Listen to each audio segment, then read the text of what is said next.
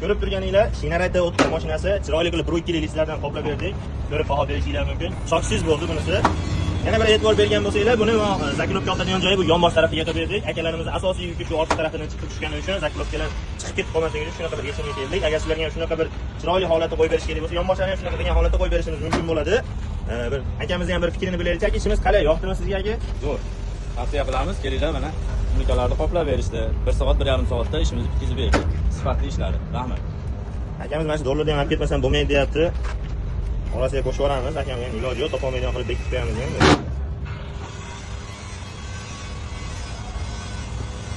Aka, raqam ayting. Tepa tarafdan 30. Tepa tarafidan 30. Qani ketdik. Bismillah. 1 2 3 4 5 6 7 8 9 10 11 12 13 14 15 16 17 18 19 20 21 22 23 24 25 26 27 28 29 30. Mana aka 100 dollar bo'ladi ya. Rozi bo'lasizlar. Sog' bo'linglar. Sizlar ham mana shu Shinarey mashinasi bor yoki Kia bongolar, labolarni qoplash kerak bo'lgan do'stlaringizga jo'natib qo'yinglar. Shunaqa qilib chiroyli qilib xizmatda bo'lamiz, xudo xolasa. Pastda aloqalarga telefon nomerlarimizni qoldiramiz, telefon qilaverasizlar. Xizmatdamiz, kelinglar.